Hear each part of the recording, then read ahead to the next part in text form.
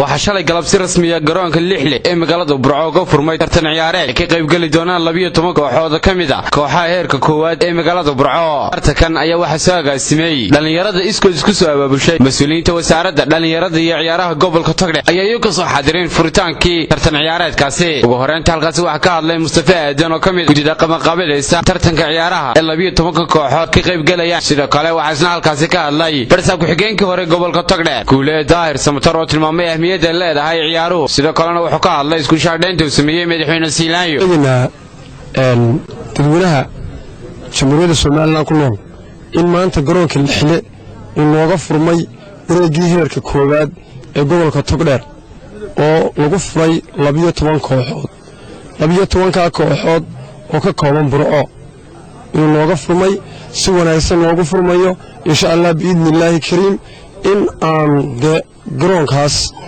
ruux iyo sharaf iyo cisi in lagu furo ayaan ugu talagalnay. xumaan ma jirto, dhibaato ma jirto.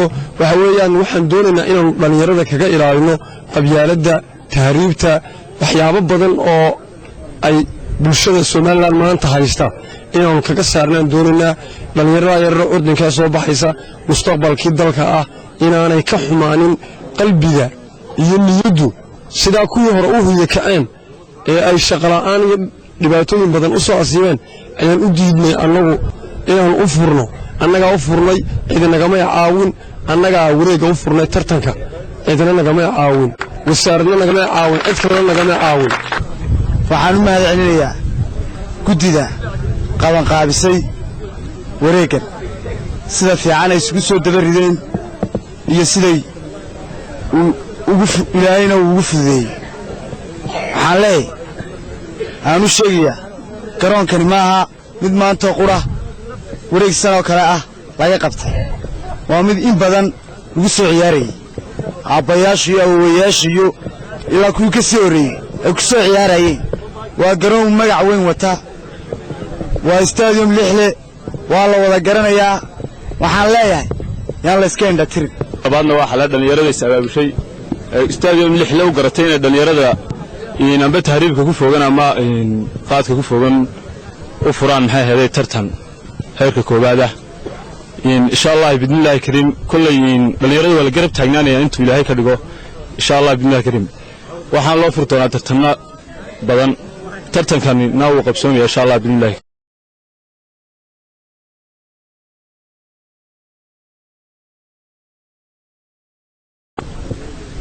dhalinyaradu way dadaaleen, waxbay qabsadeen, way isu yimaadeen. waa reer Togdheer, waa reer Burco, ma kala soocna, qabiil ma kala aha, xaafad ma kala aha. way dadaaleen. hase yeeshee maxaa ka maqan baa isweydiinta la sheegayaa. waxaa ka maqan nasiib darrada dalka oo dhan haysata. maamulkii gobolka iyo degmada ee u xil saaraa inuu dhalinyarada ka saaro tahriibta, mukhaadaraadka, qabyaaladda, meel maanta ay ku jiraan ama waxay ka ogyihiin ma jirto. waxa aad u ayaan darro ah wasaaraddii isboortiga isuduwaheedii maamulkeedii 12 kooxood oo aan caqliga saliimkii aan la odhan karin waa qolo gaara iyo waa qoys gaara. bal maanta eega oo cid kala joogto ma aragtaan. waxa aan leeyahay nin samraasadkii helaa dalkii oo dhan baa dhiba haysataa, disaaster baa taagan. waxaan ilaahay ka rajaynayaa maalin maalmaha ka mid ah inaad heli doontaan mudnaan iyo karaamo iyo isbeddel iyo maamul idin daneeya min taxad ilaa hoos ayaan idinka rajaynaya.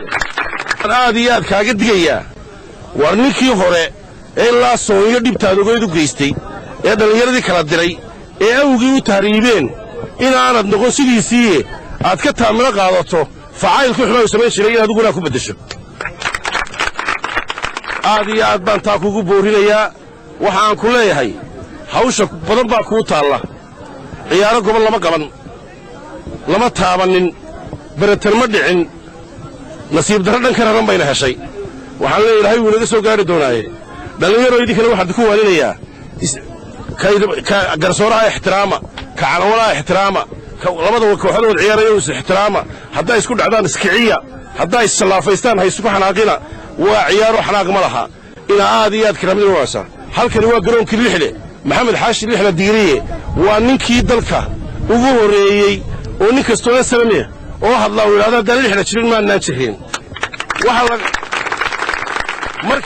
markii lagala bakaylay inuu jeelkii uu jabiye mandheero lixla loo bixiyo ee darar weyne loo bixiyo dugsiga tababarka ciidamada lixla loo bixiyo dhallinyaradan reer burco waxay garteen inay halkan garoonka sayladda oo dayactir u baahan u bixiyaan lixle waxaan leeyahay insha allah waxaad noqon doontaan kuwa dayr weyn ku sameeya oo tarabiinku u sameeya oo sawirradii lixla sudha ayaa noqon doontaa mustaqbalka insha allah tacaala imikana hadalkaydu ku badin maayee waxaad leeyahay isku shaanayntan madaxweyneaad weydiisay anugu waxaaman qaba inaan ogeynba odaygu cid kale iska wadata hawshan tartankan ayaa waxaa lagaga hortegi doonaa qabyaaladda sigaarka iyo weliba balwadaha ay dhallinyaradu isticmaasho islamarkaana lagu dardargeli doono ciyaaraha cabdirasaaq cabdulaahi sheekh hadan cabdirasaaq koronto shabakada caalamiga Puntland News magaalada Burco.